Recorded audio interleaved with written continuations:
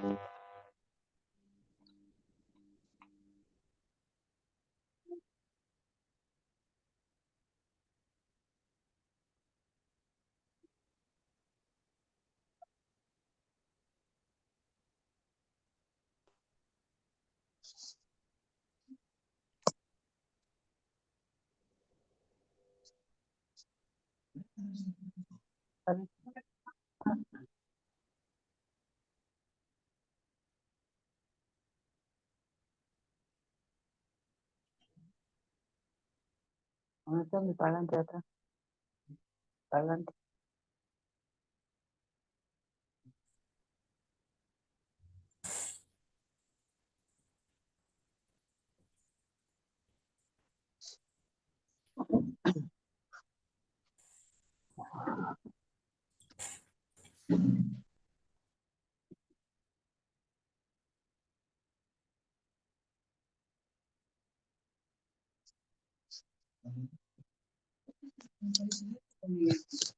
Me parece, después cuando quiero mandar mensaje me aparece, no.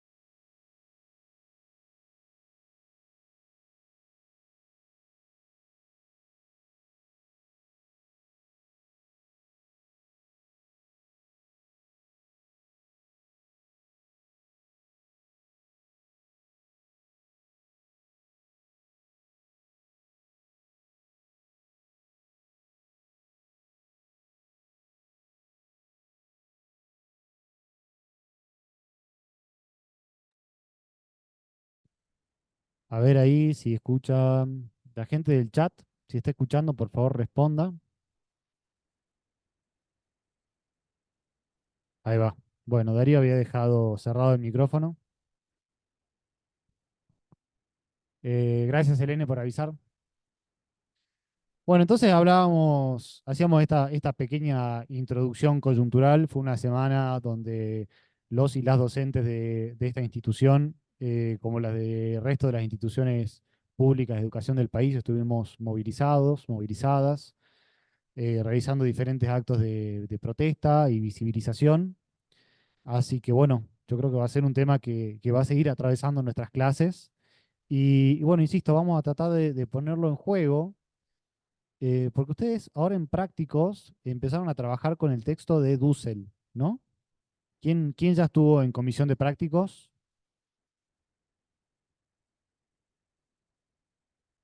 Pero, a ver, estaba Armando Enríquez y Cecilio Parra, son dos profesores de prácticos. ¿No tuvieron clases? Ah, bien, ¿de qué hablaron? Ajá, bueno, ¿y cuéntenme más o menos qué les comentó el profesor, qué les dijo?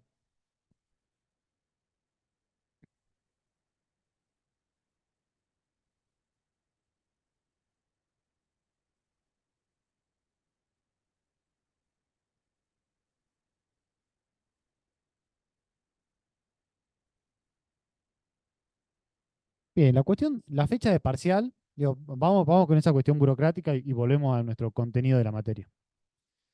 La fecha de los parciales, yo no las tengo todavía.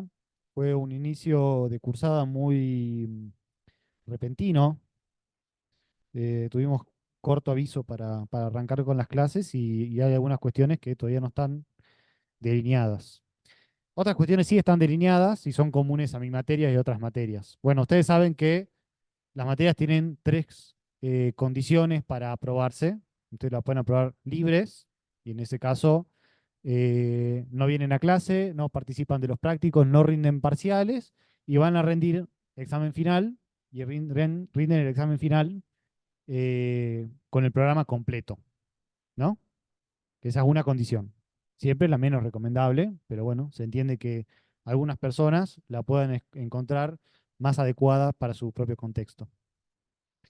Otra segunda posibilidad es hacer la materia como regular. Ustedes saben que en ese caso lo que hacen es aprobar las instancias parciales, que son dos durante el cuatrimestre, porque esta materia es cuatrimestral. Las tienen que aprobar con 4 puntos. Esas instancias parciales tienen contenidos de prácticos y de teóricos. Y posteriormente, ustedes tienen que rendir un examen final y todo esto incluye cierto porcentaje de asistencia a prácticos, que si no me equivoco es el 65%. ¿Eso fue lo que les dijeron en prácticos? ¿Coincide con lo que dijo el profesor? ¿No saben? Bien, porque no está designado docente de la mañana. ¿Y el resto de la gente que pudo hablar en comisión? ¿65%? ¿80% para regular? Bien, para regular, ¿cuántos le dijeron? ¿65? ¿Está bien? Porque yo estaba viendo yo que doy clases en humanidades, no tenemos el mismo régimen de promoción que acá.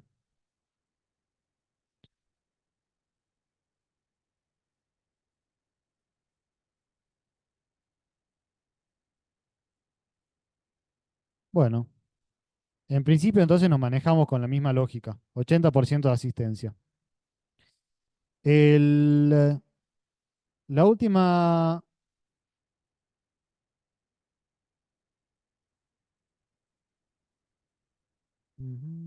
ver, tengo un segundo.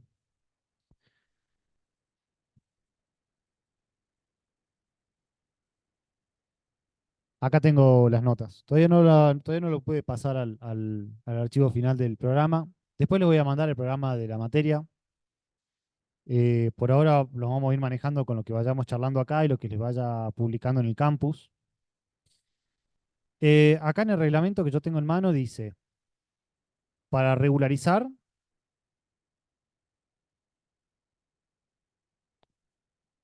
No, para esta promoción.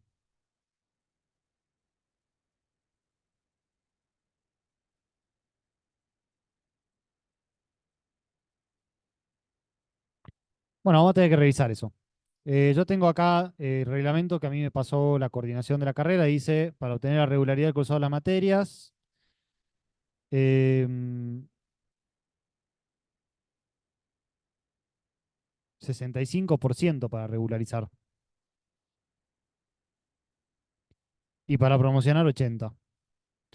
Bueno, lo mantengamos en el 80%, yo después voy a hablar con la coordinación de la carrera. Cuestión que para regularizar, ustedes tienen que aprobar eh, los trabajos prácticos. Ustedes van a tener trabajos prácticos durante en las clases que son justamente prácticas. La idea es que ustedes una clase vean un texto y la clase siguiente resuelvan un trabajo práctico. Tienen que aprobar los trabajos prácticos en un porcentaje también del 80%. Y con eso se pueden presentar a rendir el examen final. Y tiene una ventaja respecto de la modalidad libre, porque ustedes no tienen que rendir el programa entero, pueden rendir lo que se dio durante la cursada y el programa de este año. Bien.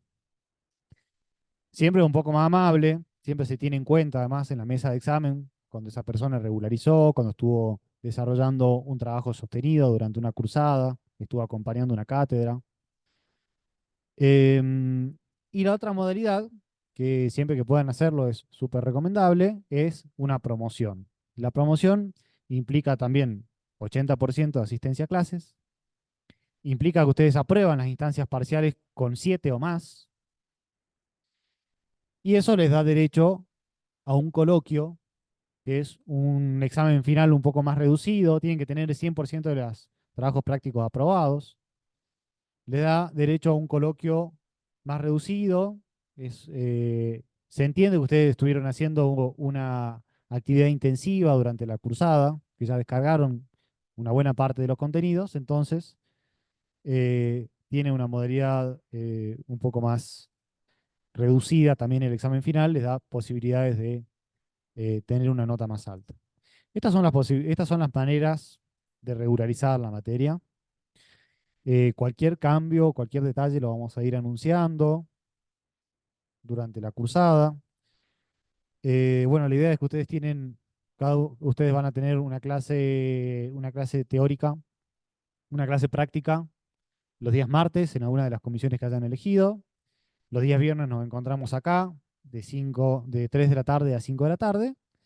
Y después yo los días viernes, apenas termina esto acá, yo voy a dar una clase virtual, sincrónica, para las personas que no podían asistir acá.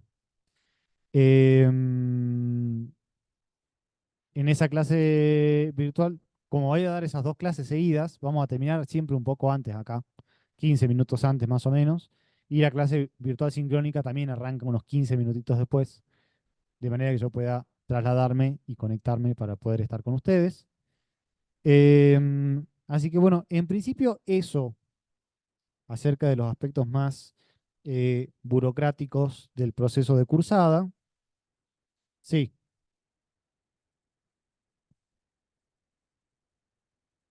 no, se repite la clase y en todo caso aprovechamos para evacuar consultas de la gente que no puede estar aquí porque yo no puedo estar conectado ahí con el híbrido y al mismo tiempo estar respondiendo el chat. Entonces la gente que no pueda estar y no pueda acercar sus consultas tiene su ocasión en esa instancia sincrónica. Así que si ya ven acá y ya descargaron dudas, no hace falta que participen posteriormente de manera virtual.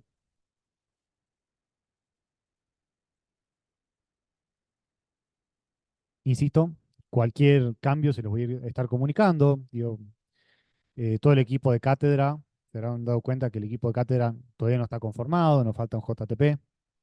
Y yo también todavía me estoy acomodando un poco al funcionamiento de acá de abogacía. Fue todo muy, muy repentino. Así que bueno, les voy a pedir también un poco de paciencia con eso.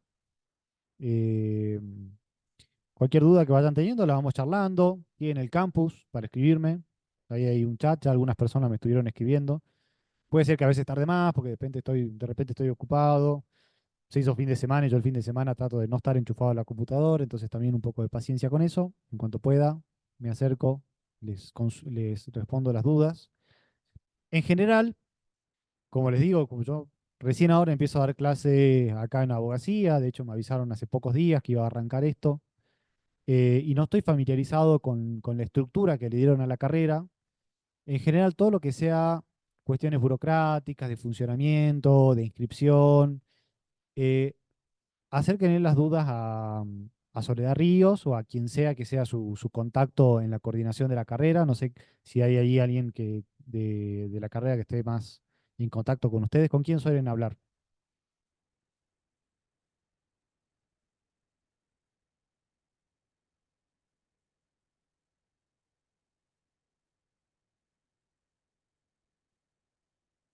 Bien, ¿y quién está ahí? Nadie sabe. Alguien. Alguien de mesa de entrada, está bien.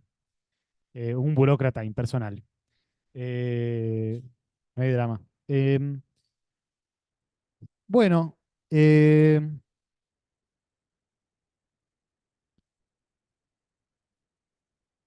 ustedes en prácticos van a empezar a trabajar con un texto de Enrique Dussel. Entonces ustedes me dicen, ¿no se los pasó todavía el profesor de prácticos? ¿No le subió nada al campus? ¿No le dijo que tenían que leer para la clase siguiente? Nada. Sí,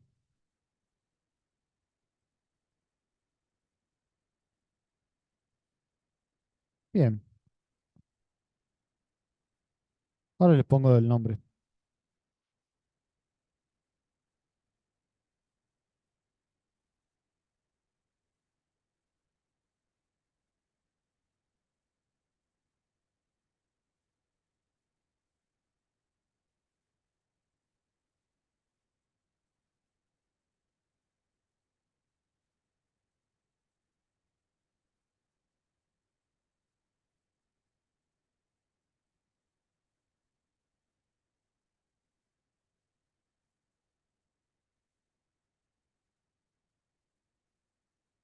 No, es una D. Enrique Dussel.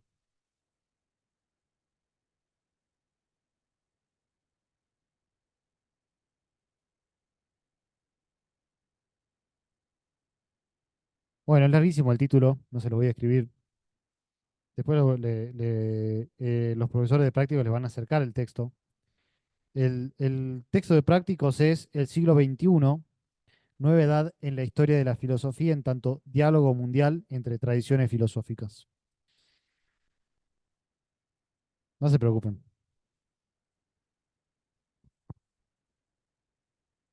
Qué título, ¿no? Bueno, yo quiero que comencemos a pensar un poco, bien desde abajo, cuál va a ser el objeto de nuestra cursada este cuatrimestre y voy a dar algunas herramientas que puede ser que hoy no lo parezca, pero eventualmente les va a servir para el abordaje de los textos de prácticos. Yo les voy a ofrecer, para teóricos, les voy a subir ahora en estos días, les voy a subir al campus, les voy a subir algunos capítulos de un libro de un autor que se llama Luis Althusser. Vamos a arrancar por ese lado. Luis Althusser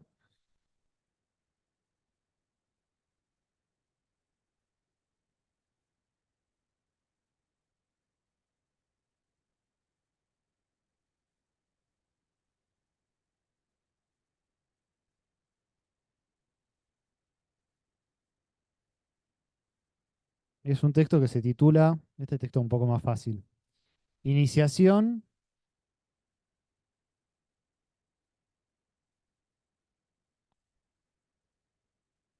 a la filosofía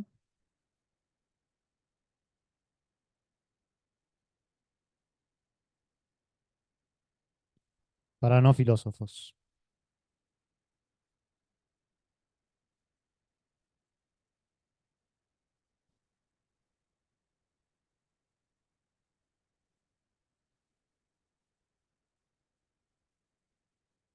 Vamos a arrancar, después les voy a subir el texto y después vamos a empezar a trabajar con algunos capítulos. Este es el título de un libro, yo le voy a hacer una selección de capítulos y les voy a pedir ahí que comiencen, que arranquen con lecturas para la semana que viene. Em, Quisiera también que este cuatrimestre, podamos trabajar por lo menos algún libro completo. Después yo le voy a subir algún librito cortito de un autor que se llama Michel Foucault, que trabaja justamente acerca de la relación entre el derecho, la filosofía y otras instituciones. Pero bueno, me interesa este texto porque nos va a poner en vía de comenzar a responder. Yo creo que hay dos preguntas importantes que nos deberíamos hacer este cuatrimestre. La primera pregunta es, ya que esto es una introducción a la filosofía, es preguntarnos qué cazzo es la filosofía. ¿Qué cazzo, C-A-T-S-O, es la filosofía? Em, Esa es la primera pregunta que nos tenemos que hacer, digamos, ¿no? De qué se trata el curso. Y después la segunda pregunta que nos tenemos que hacer, que tenemos que empezar a responder es, ¿qué puede llegar a tener la filosofía con el derecho? ¿Por qué le puede llegar a servir a alguien que está cursando derecho algo así como la filosofía? Confío en que ustedes tienen ya alguna idea, aunque sea vaga, acerca de qué es la filosofía, vaga en el sentido de amplia, no de perezosa. ¿Quién, quién se anima como a tirar una primera definición de filosofía, alguna primera idea, algo que hayan visto en el secundario, en otra carrera? ¿Qué es la filosofía? Allá la compañera. ¿Cómo te llamas? Vale.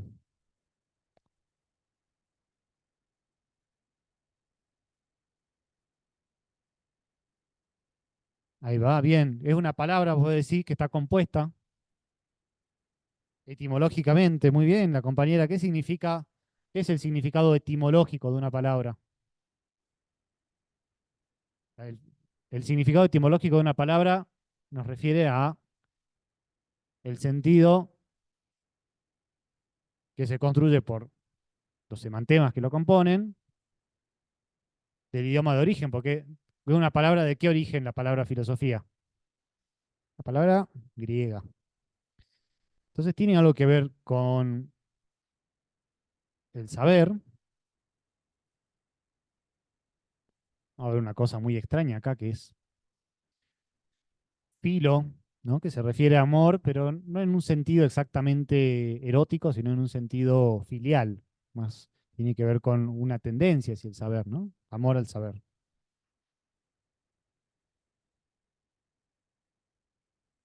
Bueno, es un buen lugar para arrancar. La filosofía entonces tiene que ver con el saber. Bueno, ¿y de qué trata entonces la filosofía, que es este amor al saber? O sea, tenemos una primera... ¿Es una ciencia la filosofía? Ah, está medio complicado, ¿no? Porque no está tan fácil, no está tan fácil. Es la madre de todas las ciencias, pero ¿es una ciencia?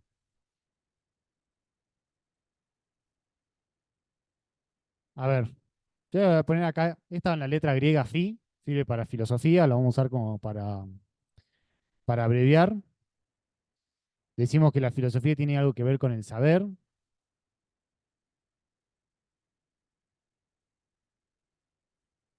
¿Saber de qué? Ayer el compañero decía es madre de todas las ciencias. ¿De conocimiento de qué? De las causas de las cosas, de la esencia, ¿qué más? ¿Por qué es la madre de todas las ciencias?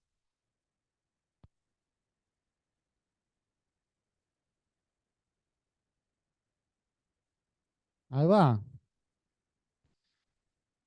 Esto es lo que queremos hacer, ¿no? Empezamos a descomponer un poco esta primera idea que tenemos. La filosofía tiene que ver con el saber, nos preguntamos saber de qué, el compañero dice es la madre de todas las ciencias, y me empieza a enumerar un montón de ciencias. Matemática, física, ¿qué más?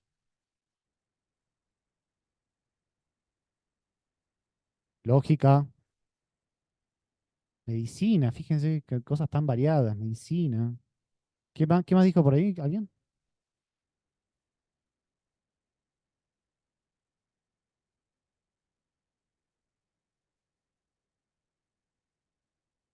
¿La abogacía también? ¿Sí?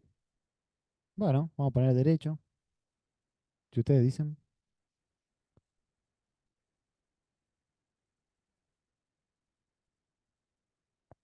Bueno, tenemos un cuadro complejo acá, ¿no? Como, porque de repente tenemos esta disciplina que se llama la filosofía.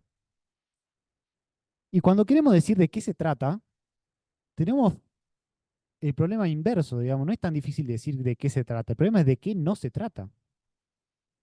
Claro, ¿de qué no trata la filosofía? ¿Hay algo de lo que no trate la filosofía?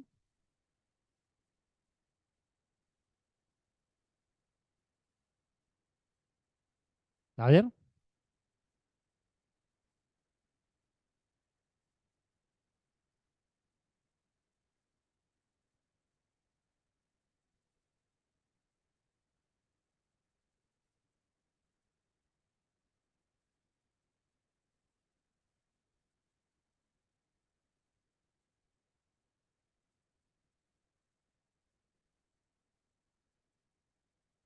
acá la compañera dijo algo muy interesante. La compañera dijo que la filosofía se trata del universo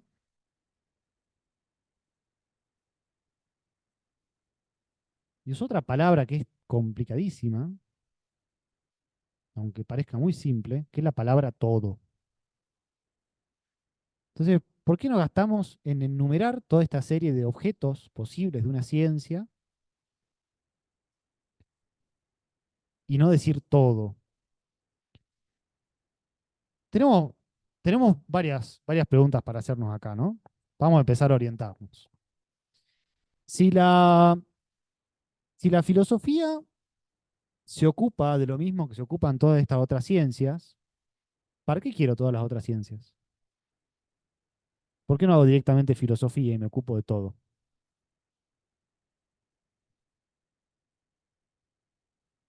Ajá. ¿En qué sentido? A ver.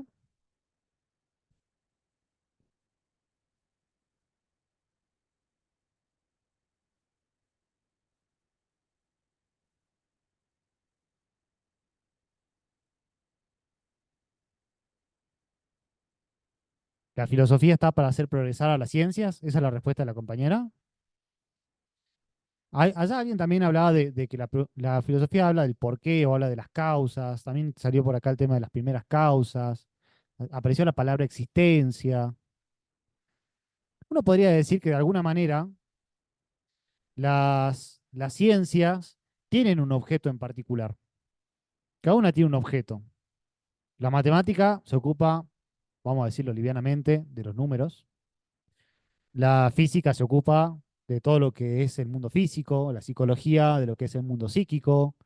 Eh, la lógica se ocupa de la estructura del lenguaje y del pensamiento en general. La medicina se ocupa acerca de el cuerpo, puede ser el cuerpo humano, puede ser medicina veterinaria también. Se ocupa de lo que entendemos por organismo y la relación de salud y enfermedad. ¿El derecho de qué se ocupa?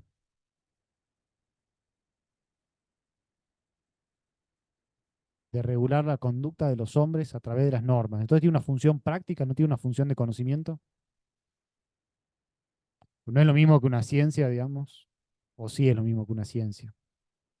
Es una ciencia, la definiste de una manera práctica. Vos me dijiste para qué sirve. Vos decís sirve para regular la conducta de los hombres. Ahora, ¿pero de qué se ocupa? ¿Cuál es su objeto de estudio?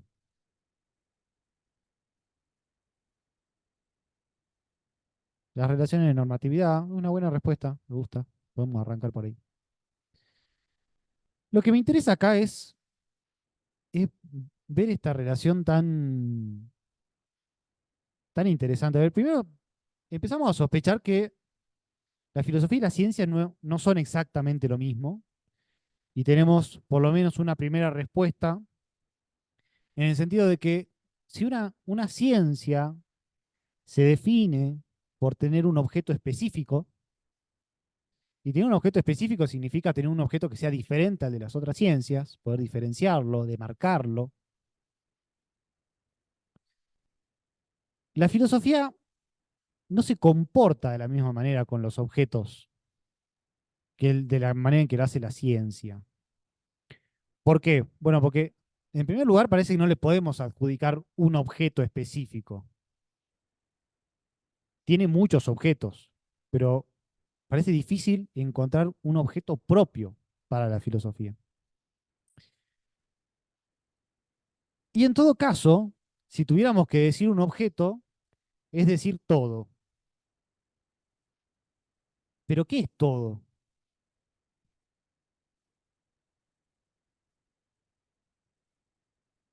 Vamos a cortar acá y vamos a ir directamente hacia el todo.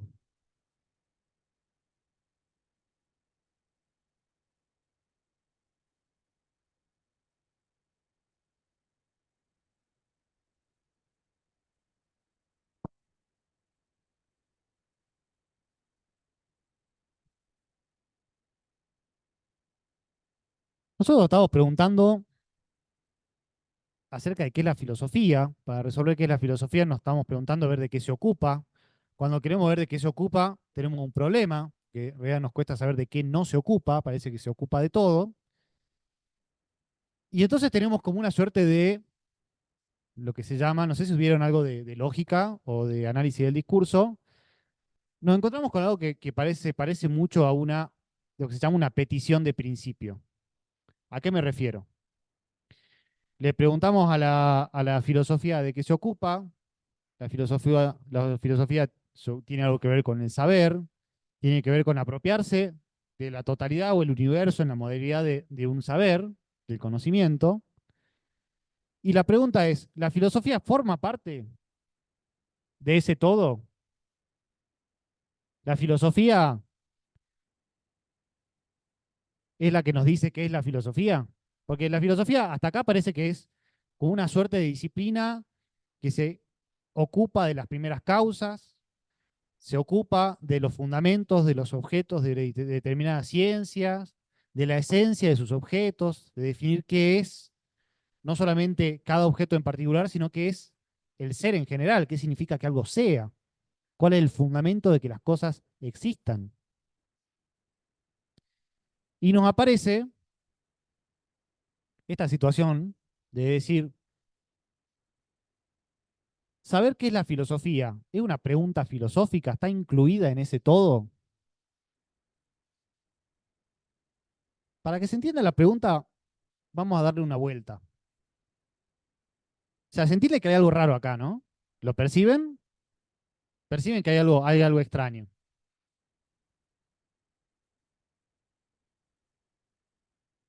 Me gusta lo que dice acá el compañero.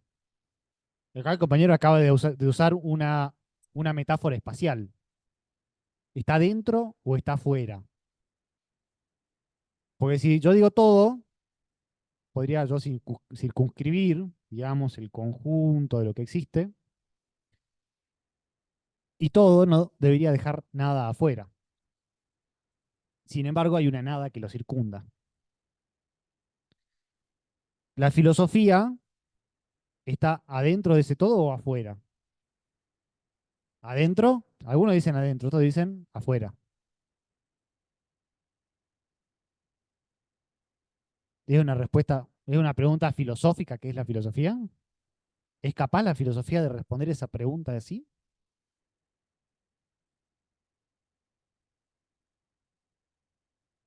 Ajá, bueno, interesante. Bueno, algunos dicen que está adentro. ¿Alguien dijo que está afuera? Vamos a plantear un poco la cuestión desde una perspectiva diferente, o dos perspectivas diferentes.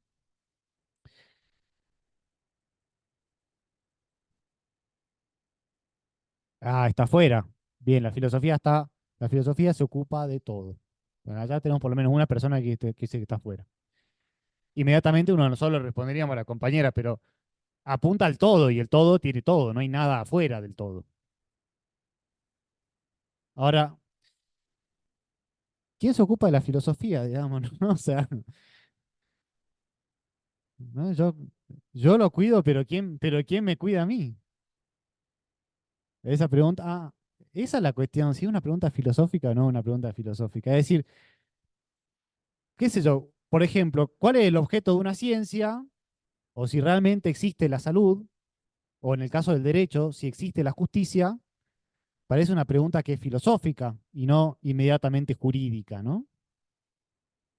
O sea, uno diría, bueno, el derecho se ocupa de las normas por las cuales se organiza la conducta de los individuos. Bien, una de esas normas podría ser lo justo, ¿no? ¿No? Lo justo nos sirve para distinguir cuando una norma es justa o injusta, se ajusta o no a una norma de justicia. Bien. Ahora, el derecho se pregunta cómo existe la justicia, si la justicia es una cosa, si la justicia es una idea, si existía antes de que la pensemos, si solamente existe mientras la pensamos, si existe porque es una ficción que se crea en los estados. ¿Eso se pregunta el derecho?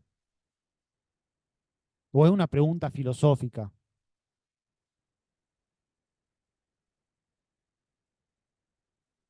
Empezamos a como a distinguir dos planos, digamos, ¿no? Empezamos a distinguir el plano de una ciencia con su objeto específico y la pregunta que pareciera estar anterior o intenta ubicarse antes de la existencia de todo objeto, que significa cuál es la modalidad de ser del objeto específico de una ciencia, qué significa que algo sea en general. Una pregunta muy radical, no es una pregunta fácil de formularse. No es una pregunta fácil de formularse, y cuando uno se la pregunta le duele la cabeza y siente que hay algo mal, pero no sabe qué es lo que está mal, y es muy rara la sensación, porque uno empieza a entrar en un dominio donde es como si uno no pudiera estar presente en lo que está pensando, como si lo que uno está pensando se lo empezara a comer vivo, como no sabría dónde ubicarse respecto de esta idea, si adentro o afuera. Vamos a explicarlo. Voy a tratar de explicarlo con uno o dos cuentos. ¿Ahí leyó algo de Jorge Luis Borges? Aguantamos un poquito. ¿Alguien leyó algo de Jorge Luis Borges? ¿Saben quién es Jorge Luis Borges? Sí. Bueno, todos sabemos que es un escritor argentino, ciego, muy famoso y supuestamente muy difícil de leer. No es muy difícil de leer. Y es muy divertido y tiene algunas historias que son interesantes. Tiene un cuento, por ejemplo. Tiene un cuento que se llama El Aleph. Ustedes saben que Aleph es la primera letra del alfabeto hebreo, sería nuestra A, digamos, ¿no? El Aleph se llama el cuento. Bueno, y relata la historia del propio Borges. El propio Borges es el protagonista de la historia. Y Borges, bueno, vive en Buenos Aires y está enamorado perdidamente de una mujer que se llama Beatriz Viterbo. Pero este aquí, que apenas arranca el cuento, de lo que nos enteramos es que esa persona de la cual Borges está enamorado y que es Beatriz Viterbo, muere. Así arranca el cuento. Muere Beatriz Viterbo, Borges está desconsolado y de alguna manera, para hacer permanecer la imagen de Beatriz Viterbo, para hacer permanecer su recuerdo, lo va a visitar el primo hermano.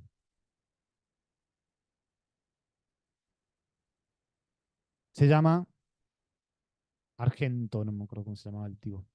Vamos a ponerle Argento, seguro se llamaba Darío Argento. Eh, Borges lo va a visitar al primo hermano de Beatriz Viterbo y lo odia, lo detesta, no lo banca. Pero hace todo un trabajo para poder caerle bien y poder ir a la casa del primo de Beatriz Viterbo para poder ver las fotos de Beatriz, las cosas de Beatriz.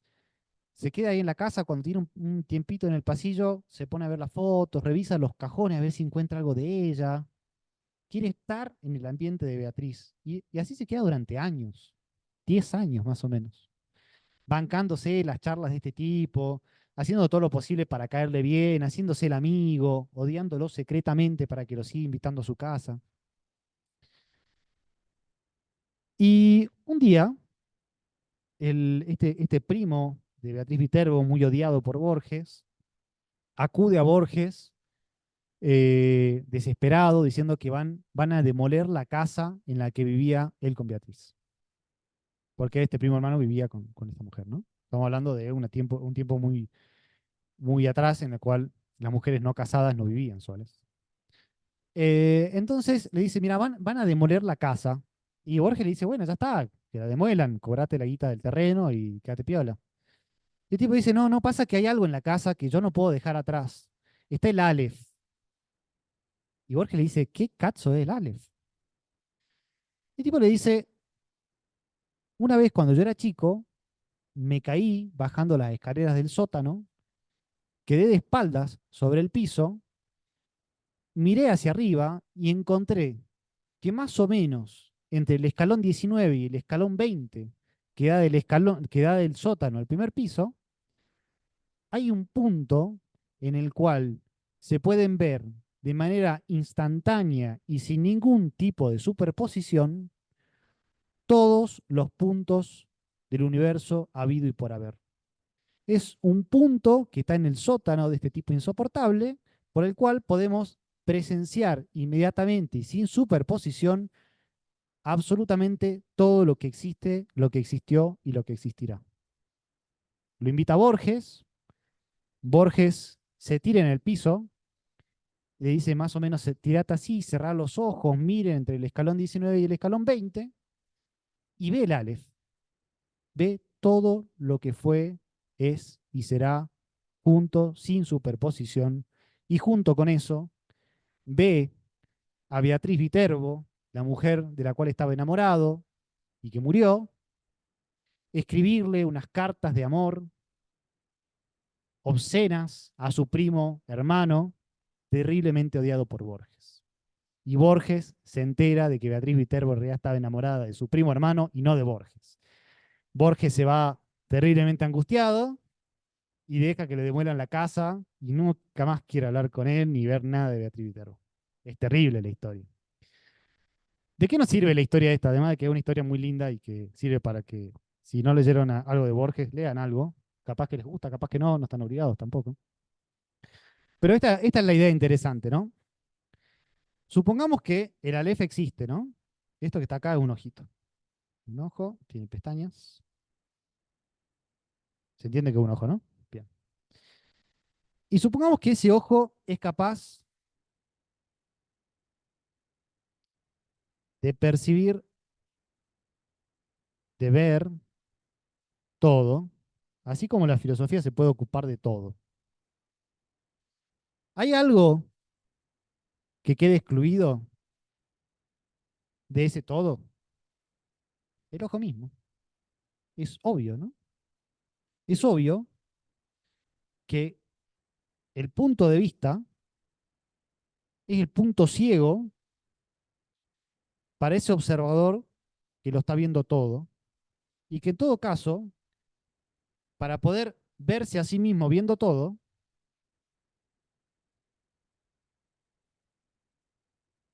para poder percibirse, es decir, para poder percibir su relación con la totalidad,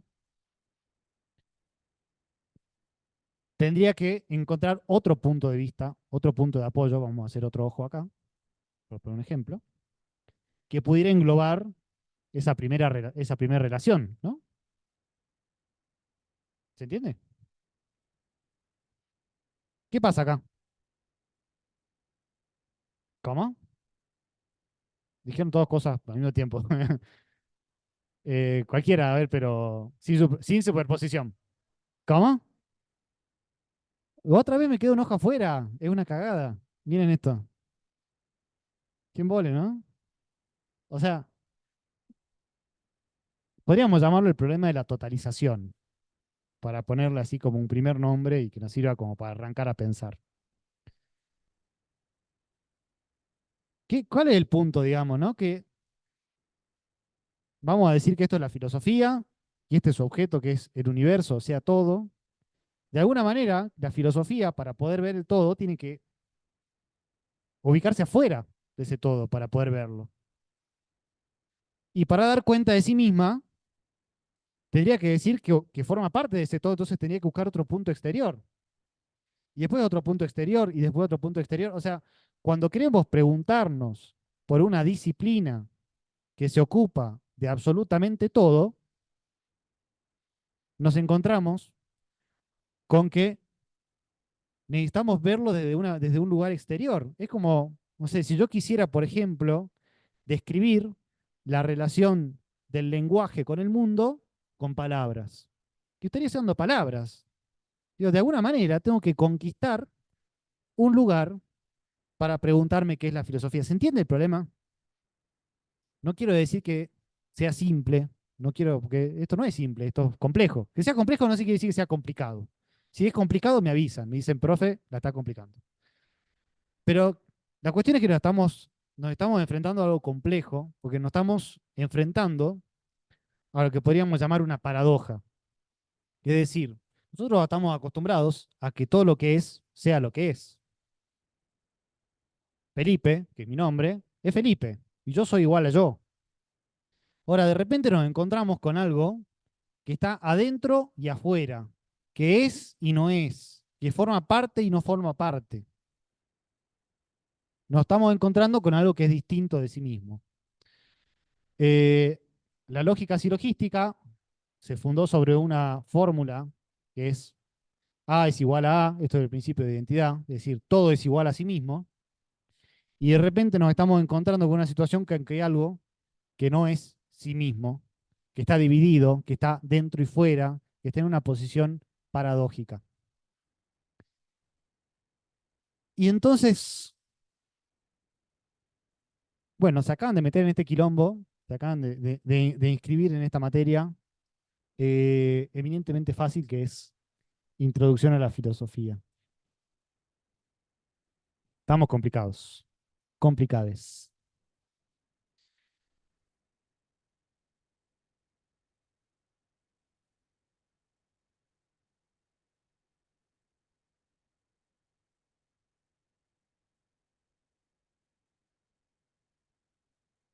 Bueno, esta es una primera idea. ¿Nadie tiene una pregunta, una intervención?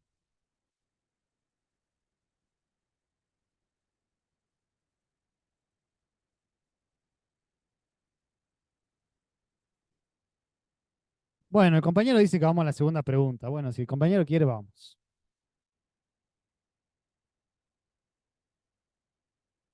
Bueno, no, hagamos una segunda pregunta entonces.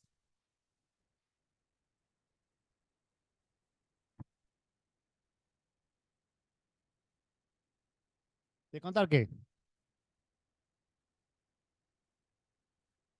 Vayan a leer el cuento, no sean tan vagos.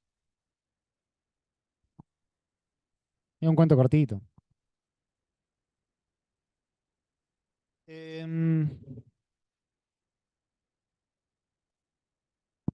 a ver, ¿cómo se relaciona la filosofía con el derecho?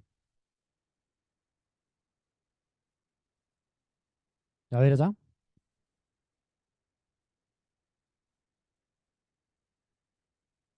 Para preguntarnos sobre el valor de qué.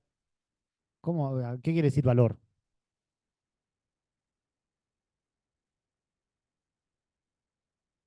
Bueno, acá el compañero habló de la justicia.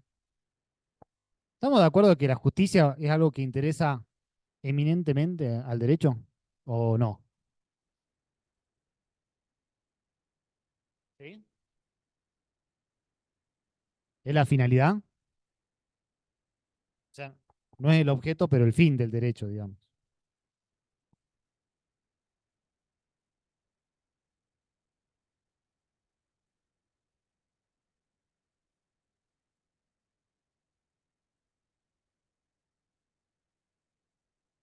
¿Y para qué está si no llega a la justicia? ¿Para qué está el derecho si nunca llega a la justicia? ¿O por qué no llega?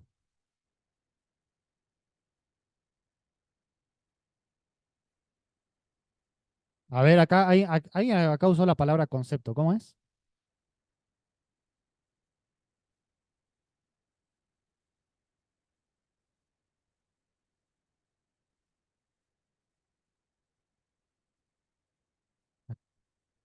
Acá la compañera la tiene clarísima, digamos, ¿no? Yo digo, por ejemplo, si yo dijera que estoy en posesión de una verdad, primero tendría que saber qué es la verdad, digo, para poder compararlo y decir, digo, si yo dijera que encontré algo azul, la mejor manera de saber que es azul es compararlo con otra cosa que yo ya sepa que es azul, que sea eminentemente azul, lo azul en sí mismo.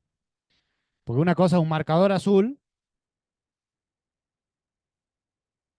aguantemos un segundo. Una cosa es que una cosa sea azul y otra cosa es que, y otra cosa es el azul. ¿Qué es el azul? ¿Alguien vio el azul alguna vez? ¿Por qué una ilusión óptica? ¿Por qué una idea?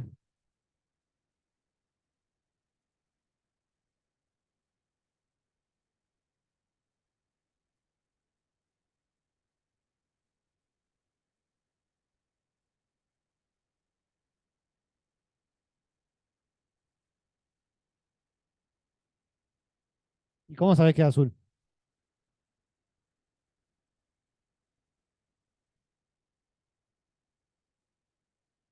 O sea, no existe el azul entonces.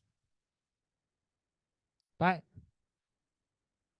Estamos, pará, estamos re complicados. A ver, acá me acaban de decir que el azul no existe, digamos. Acá ahí me dijo que es una ilusión y otra cosa me dijo, otra persona me dijo, es lo que alguien te contó que el azul, pero no hay nada azul.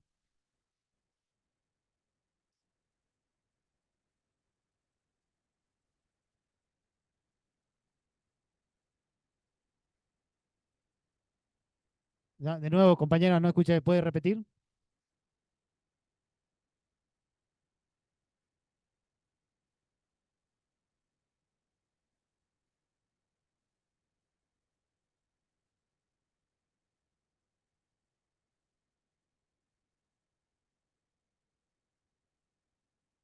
Bueno, vos decís, hay manifestaciones del azul. Ahora, ¿cómo sabemos que son manifestaciones del azul? O sea, ¿qué es el azul que estarían manifestando? Bueno, entonces vos estás con este compañero que dice que es algo que te dijeron que es así, pero entonces el azul no existe. Ah, pará, levante la mano los que dicen que el azul sí existe. A ver, sí existe. Existe algo que es el azul. Y todo lo que dice que no existe el azul. Nadie di...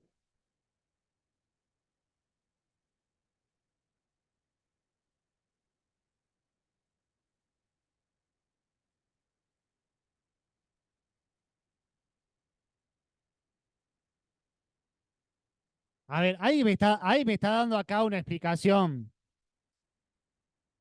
Terminen el revuelo. Vamos a compartir la discusión. Están discutiendo acerca del azul, supongo, y si tienen una posición para exponer, levanten la mano y lo dicen. Acá, por ejemplo, el compañero dice, el azul es el efecto de una serie de procesos físicos que, determinados por las leyes de la óptica, producen cierta reflexión en el medio solar. Es un poco complejo, pero es un poco así. Entonces, dice, es un fenómeno físico, empírico. Bien, esa es una posibilidad. Existe como cosa el azul. Pero el tema es, el compañero me está diciendo cómo es que llegamos a percibir el azul. Está bien, pero ¿y cómo sabemos que es azul?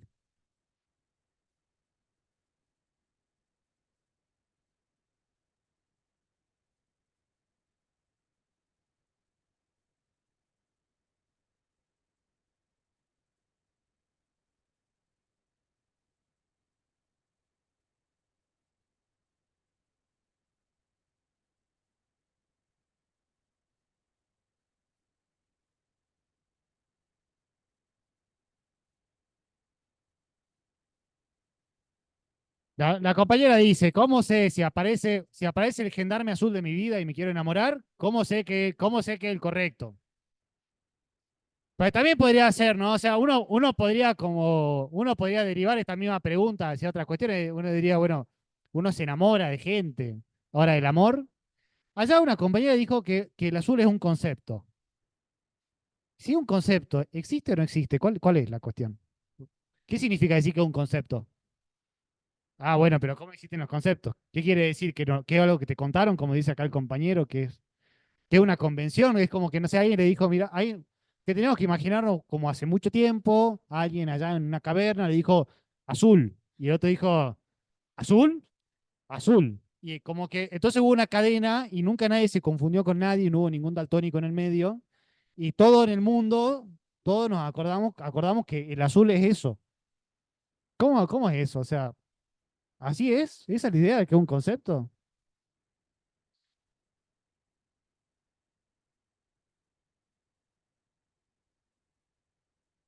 ¿Quién propuso que discutamos el azul? O sea, era más fácil la otra pregunta.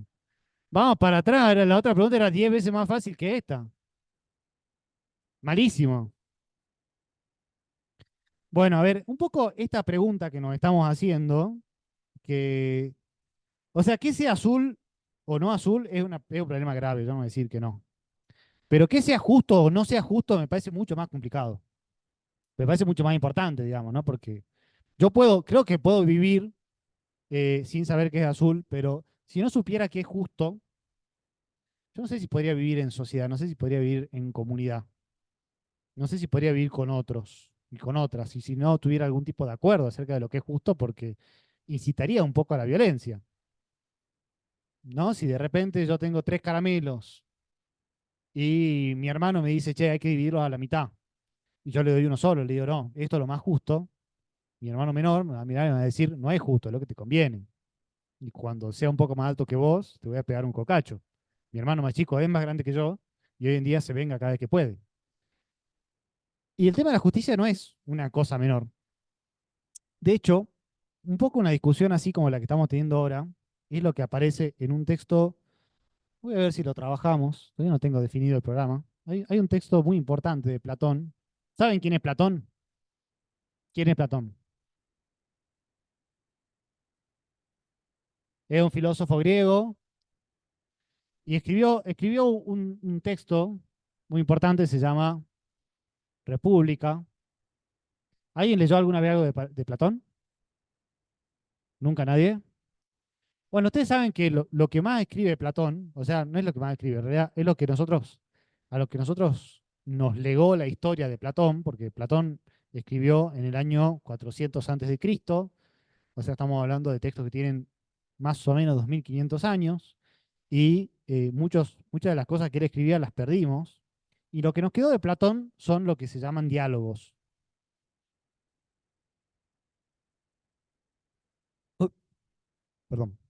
Hoy en día la filosofía se escribe como en forma como de papers, de artículos para revistas especializadas, medio aburridos, pero en esa época se utilizaba mucho el género del diálogo, que era como una suerte de obra de teatro, en la cual los personajes conversaban, mucho más divertido, era como ver una serie en Netflix, no sé, y hacer filosofía al mismo tiempo. Y, y hay un diálogo muy importante que se llama República. En realidad, el texto, la palabra en griego es politeia, significa de la ciudad. Esta obviamente una expresión latina, ¿no? Res pública, acerca de la cosa pública. Bueno, politeia o república es un diálogo de Platón, yo diría uno de los más importantes, capaz el más importante de la historia de la filosofía, no sé, yo siento un poco que algunas cuestiones más importantes de la filosofía las podemos encontrar en este diálogo. Y bueno, ustedes ¿saben quién es Sócrates? ¿Quién es Sócrates? ¿Cómo? Era el maestro de Platón. Sócrates, ¿cómo? No sé si el padre o la madre o el tío, pero estaba ahí como en los comienzos. Y Sócrates, bueno, ustedes saben que Sócrates no escribió nada. No recibimos nada escrito de él. Aparentemente no tenía mucha inclinación hacia la escritura, pero sabemos de él por muchos testimonios. Hay muchas personas que escribieron acerca de Sócrates, como Genofonte, varios de sus discípulos. Y entre las personas que escribieron sobre Sócrates, segura que el más conocido, el que tuvo mayor posteridad, es Platón. Platón, que era un filósofo que vivía en Atenas, que funda la academia, que es una suerte de primera escuela de filosofía. Y en ese contexto, lo que hace, lo que hace Platón es, bueno, escribe estos diálogos y pone gente a charlar. Entonces, en este diálogo, que se llama La República, arranca así, está Sócrates, está caminando por la costa, viene de unos festejos que se le hacen a una diosa, no me acuerdo cuál era ahora, está hablando con algunos amigos, qué sé yo, acerca de qué es la justicia, y como no están logrando llegar a un acuerdo, y de repente se encuentra con otro personaje que es Trasímaco. Trasímaco que es como, digamos, como una suerte de, vamos a decir, como un hijo del poder, un tipo así como de familia poderosa, adinerada, que está ahí dando vueltas por el mundo de Atenas. Y Sócrates, ustedes si empiezan a leer textos de Platón, si llegamos a ver algunos, se van a dar cuenta, es muy rompepelotas. El chabón está siempre en la calle así como preguntando cosas incómodas a la gente, ¿no? Y le cae con esta pregunta, dice, ¿qué es la justicia? Le pregunta a Trasímaco. Y Trasímaco va a responder y va a decir, salud. Trasímaco va a decir, la justicia es lo que le conviene al más fuerte. ¿Qué quiere decir que es lo que le conviene al más fuerte? Quiere decir, para Trasímaco no hay nada que sea la justicia en sí misma. La justicia es un invento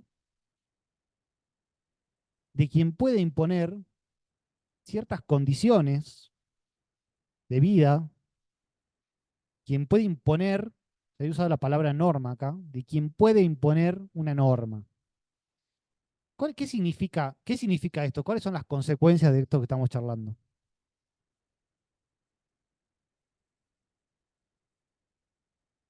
Es algo arbitrario. Muy bien lo que dice la compañera. Ahí la palabra es espectacular. Arbitrario. ¿Qué significa que algo sea arbitrario?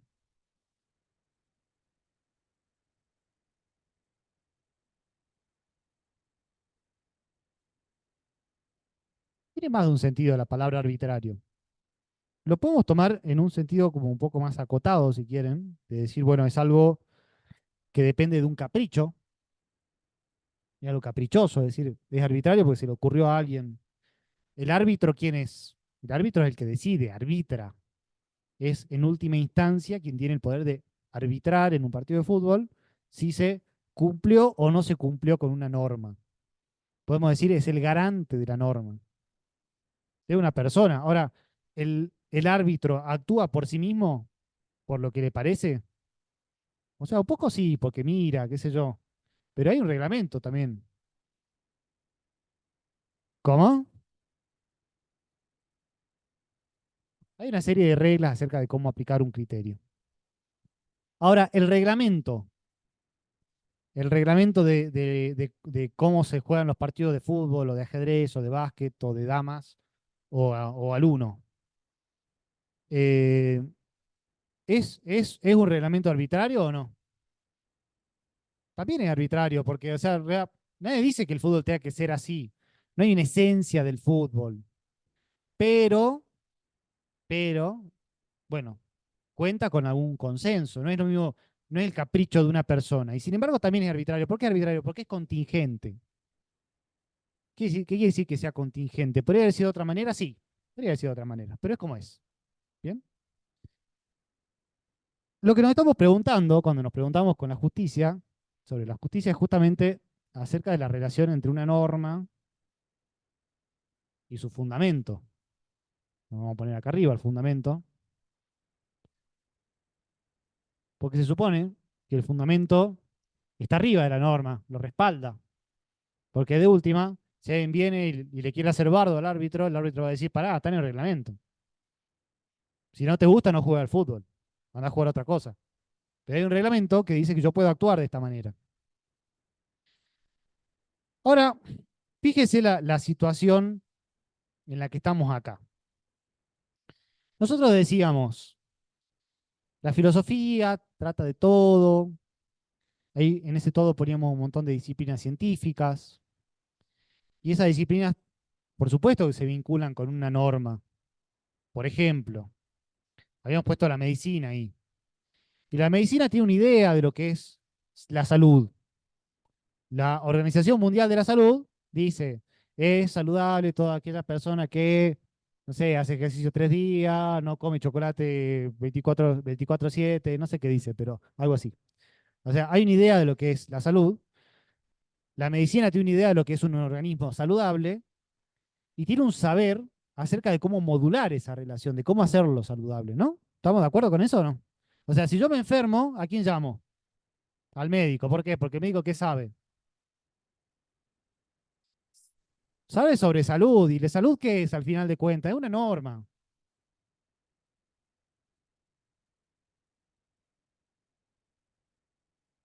Así me miró así me hizo. No sé si me sale también, pero le devolví también con una mirada. ¿Qué onda? ¿Por qué miraste así?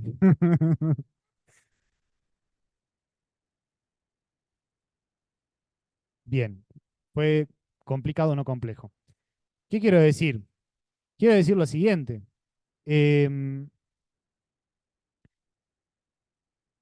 Hay una norma, vos decías, el derecho se dirige a la justicia como hacia lo que la matemática llama un punto asintótico, ¿no? El punto asintótico es, el acercamiento asintótico es la relación que tiene una curva con un punto al que se va acercando infinitamente, que siempre se le escapa, como el horizonte, ¿no? Uno camina y el horizonte está a 2 kilómetros y caminas 1 kilómetro y el horizonte sigue a 2 kilómetros, se mueve más allá, el horizonte siempre está más allá. Como que nunca te puedes acercar. Una norma, de alguna manera, existe como un punto sobre el cual orientarse. Nos sirve como una suerte de regla para distinguir. Y entonces la salud es una norma, ¿en qué sentido? En el sentido de, está lo que se supone que es ser saludable y uno puede estar enfermo o estar saludable y moverse en relación con esa norma. Entonces lo que hace el médico es hacer todo lo que haga falta para que tu cuerpo siga estando saludable. ¿Se entiende? Ahí está. Entonces, ¿por qué decíamos esto? Cuando estamos enfermos y necesitamos salud, llamamos al médico. Bien, perfecto. Cuando la vida en sociedad es una cagada y está todo mal y no sabemos cómo organizar una sociedad, ¿a quién llamamos? ¿Al matemático? ¿Al médico? ¿Al economista como Milei, por ejemplo? ¿O como Kichilov? ¿A cuál economista? Porque hay un montón de economistas. Están de los de la escuela austriaca, están los marxistas, están, ¿no?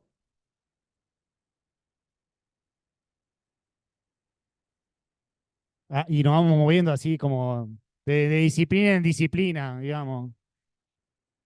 ¿Está bien? ¿Y por qué no un albañil?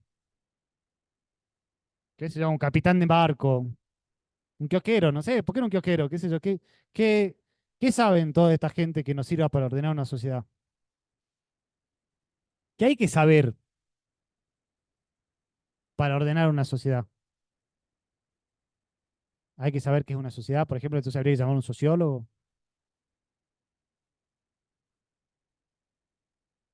Porque además, a ver, la pregunta no es solamente cómo vivir en sociedad, porque de entrada vivimos en sociedad, eso es una obviedad.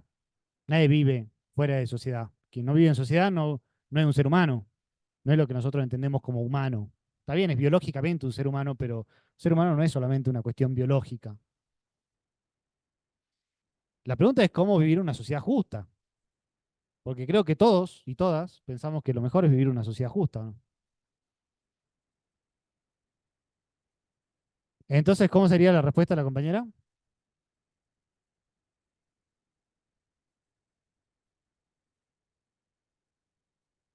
Bueno, está bien eso que dice, ¿no? Y va muy en línea con el desarrollo de este diálogo de Platón.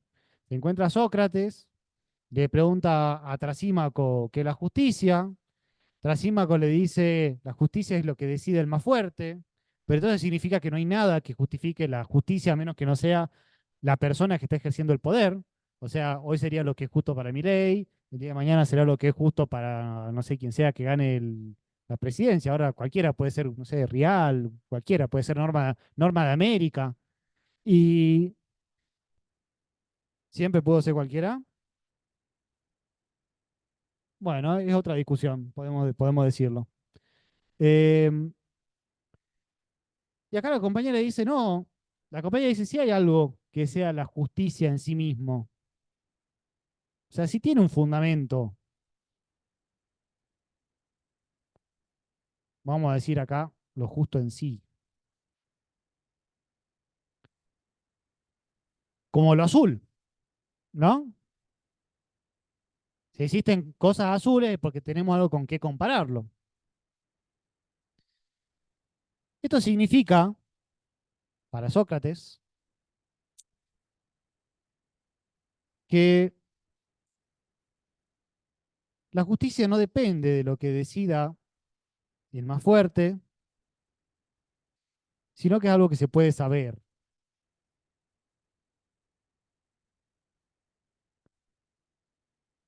Puede ser objeto de conocimiento. Y si puede ser objeto de conocimiento es porque hay algo que sea la justicia en sí. Y acá, seguramente esto lo vieron alguna vez en el secundario, aparece la famosa teoría de las ideas de Platón. Porque existe una idea de justicia. ¿Qué significa esto?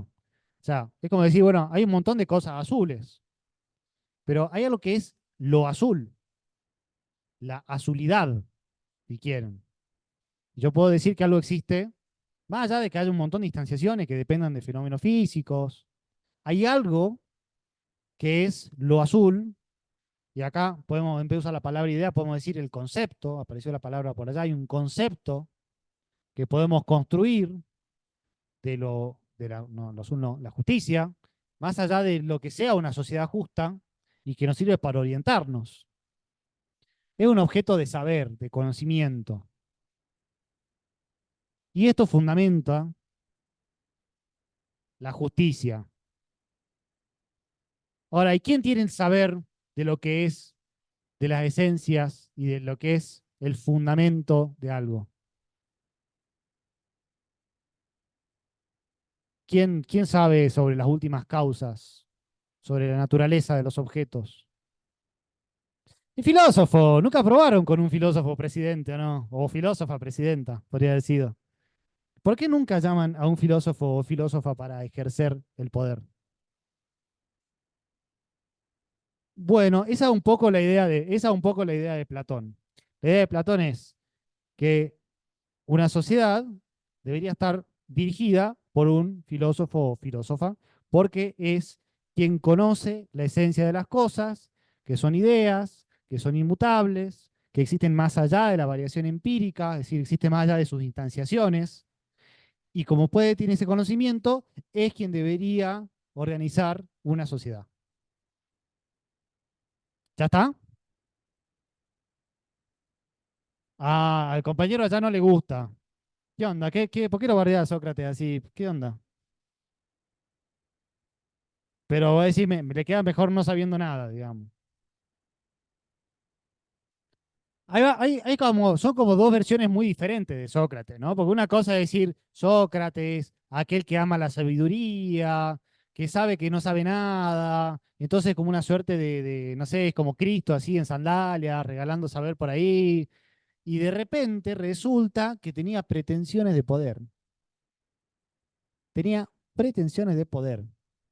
Y se nos ensucia un poco la imagen de la blanca túnica de los griegos que barbados miraban el firmamento y se preguntaban por la naturaleza del ser. Se nos ensucia un poco esa imagen de una filosofía que aparece fuera de todo. Claro, porque parece no contaminada por esa totalidad que piensa. Parece, justamente volvemos a la idea original. La filosofía, para pensar ese todo acerca al cual se refiere, tiene que ubicarse afuera, pero entonces no puede dar cuenta de sí misma. Como se ubica afuera, no está ensuciada por la disputa política, no está ensuciada por la realidad, ¿no? Aparece de repente esa imagen que nos solemos hacer del filósofo, ¿no? Como un tipo con túnica en el Mediterráneo, mirando el cielo, las estrellas, capaz, muchas túnicas, así no se nota que tienen sexo, que tienen piernas, ¿no? Como son gente medio incorpórea, son barbados, ¿no? Son como, tenemos un poco esa imagen de la filosofía, está muy, muy, muy calada en nosotros. Pareciera ser que son personajes sin sexo, sin intenciones de poder, sin ambición, y de repente nos aparece que Platón estaba pensando en esta figura que aparece en este diálogo, que es el rey filósofo.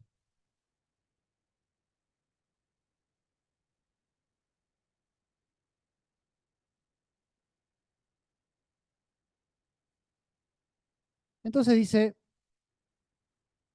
la justicia es un tipo de objeto que todos pueden conocer, que es objeto de un saber, no cualquiera, o sea, cualquiera puede ser filósofo, pero no todos son filósofos.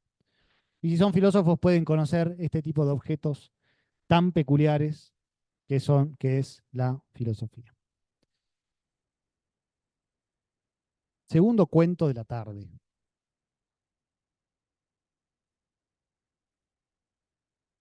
Este se los voy a leer porque es cortito. ¿Están con ganas de escuchar un cuento? ¿Están cansados? ¿Sí? Está bien. Eh, Después si podemos vemos alguna película algún día, estaría bueno.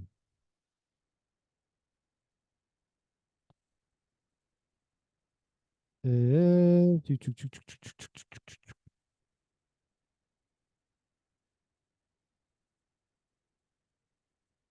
Bueno, ¿estamos?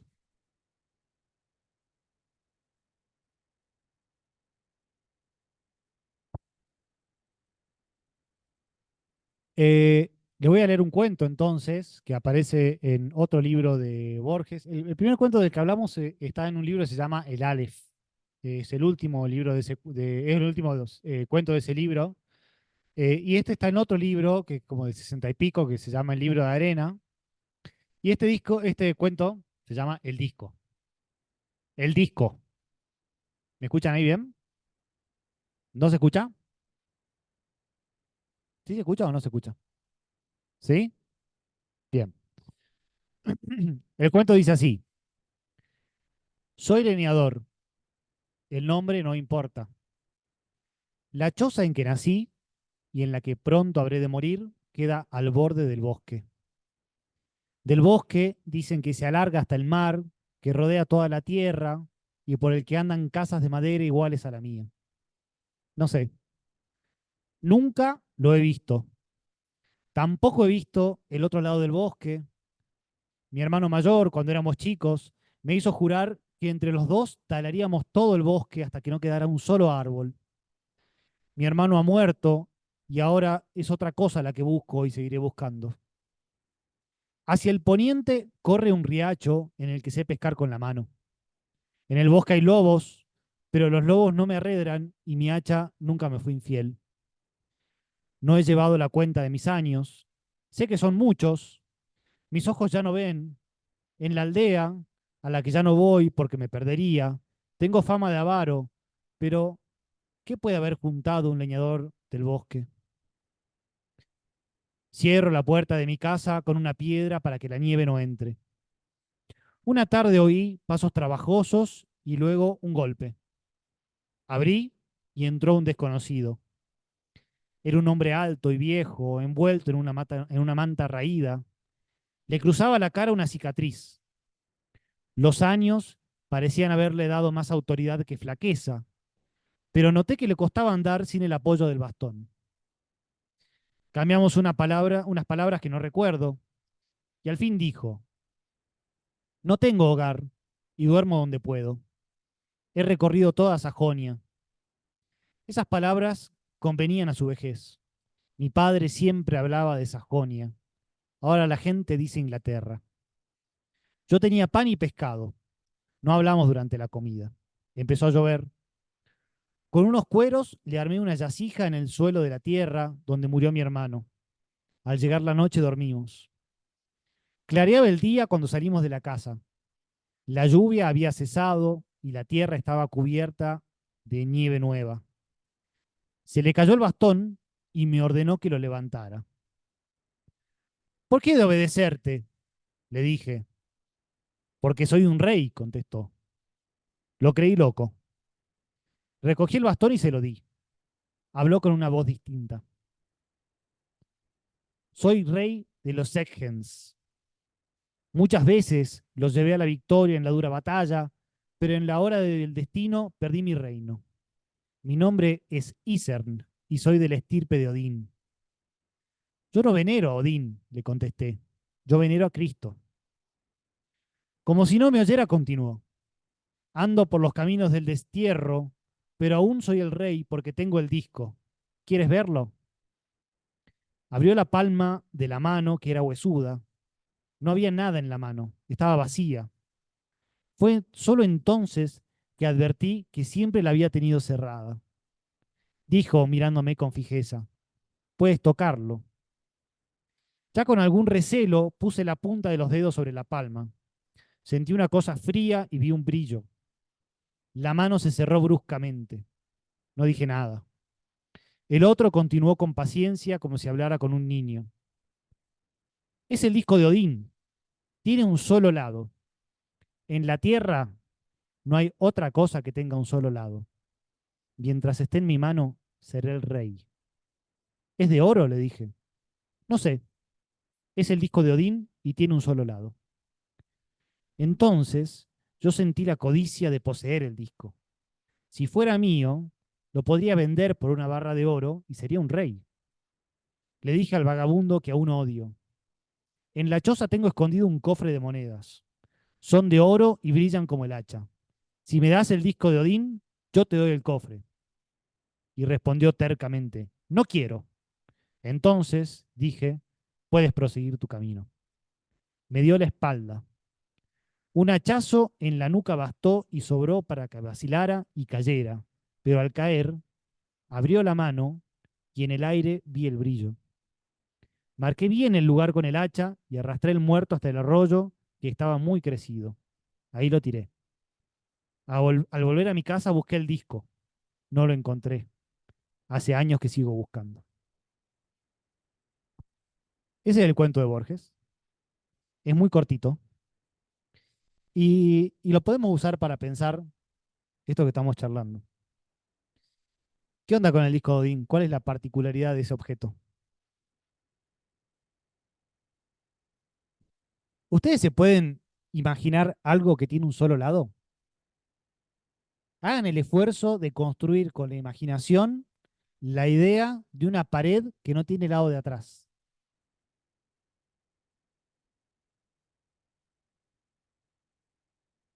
De una hoja de papel con una sola cara. De una moneda que solamente tiene seca y no tiene cara.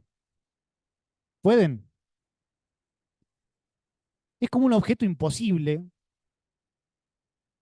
Y si nosotros pensamos el problema que nos viene ocupando,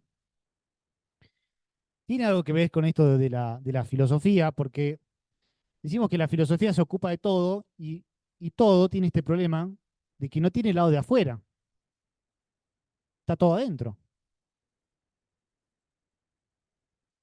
Es como decir que no tiene lado de atrás. Y la filosofía, de alguna manera, se ubica en este lugar imposible de exterioridad de lo que es absolutamente todo, del universo. Y pasa un poco lo mismo con esta manera en que Platón nos invita a pensar la justicia, porque es como si fuese un objeto de un solo lado, digamos, ¿no? Es un objeto que no es una sociedad justa, es como lo azul. Hay cosas azules, pero lo azul es como si tuviese un solo lado, digamos, ¿no? Es como si no pudiera existir, como si pudiera estar como una idea presente en todo lo que yo hago y sin embargo no poder exteriorizarla, como no poder encontrármela, como si no pudiera darle existencia propia, exterior. Y también fíjense que este cuento es una cosa interesante porque habla del poder. Aparece el rey, y el rey nosotros podemos decir es la personificación del Estado. ¿Qué pasa con este vagabundo? ¿Por qué es rey? Porque guarda en la mano este objeto imposible. Un poco parecido a lo que pasa con el rey filósofo de Platón. Tiene, no en la mano, sino en el saber, un objeto imposible que no puede tener nadie más, y por esa vía indirecta accede al poder. Se merece el poder, acá dice poder,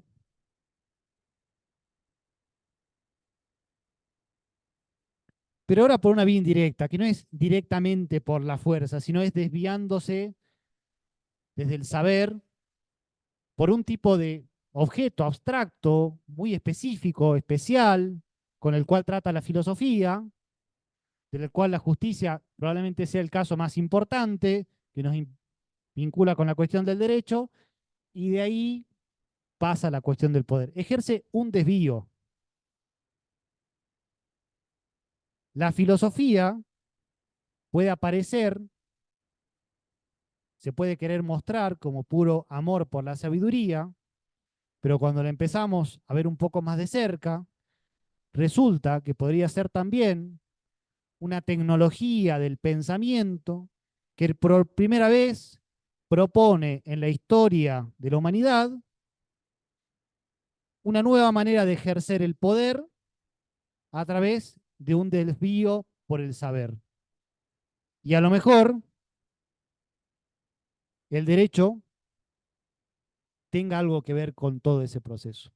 Si la justicia es uno de esos objetos privilegiados, a lo mejor esta relación compleja entre saber y poder que descubrimos detrás de la filosofía, que se propone como una disciplina sin exterior, sin lado de atrás, capaz que si la agarramos por ese lugar de descuido, por ese lugar paradójico, podemos llegar a descubrir algo de esta relación altamente compleja que nos propone una relación entre saber y poder y que en última instancia nos permitiría pensar algo acerca de qué relación tienen las normas con su fundamento. Si no son arbitrarias en el sentido de caprichosas, pero si son arbitrarias en el sentido de que podrían ser diferentes, es una cosa, y si no son arbitrarias y tienen su fundamento en un mundo de ideas y de conceptos accesibles, entonces la cosa es muy diferente. Entonces se nos abren dos vías muy diferentes para pensar la relación entre saber, poder y existencia. En este mambo, en este bardo, en este quilombo profundo que empezamos recién a tratar de ordenar un poco, es donde me gustaría que nos metamos en este cuatrimestre, a ver cómo podemos responder estas dos preguntas que están lejos de haber sido respondidas, pero que arrancamos a plantearlas por lo menos un poquito.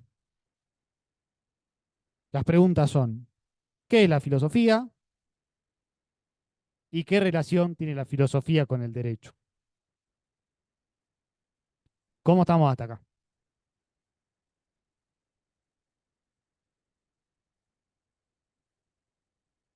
¿También? ¿Sí? Bueno, ¿les parece que dejemos acá? Continuamos la clase que viene. Yo les voy a subir un texto. Les aviso una cosa. Yo les voy a pedir que lean bastante y que lean algunos textos difíciles. Necesito el compromiso de que van a venir leídos, porque no es lo mismo la materia cuando leyeron que cuando no leyeron. No quiero que entiendan todo lo que leen, no quiero que les resulte fácil, no es el punto. Quiero que hagan por lo menos el esfuerzo de hacer una primera lectura de los textos y tratar de ver qué quieren decir y venir a las clases habiendo por lo menos pegado una primera leída.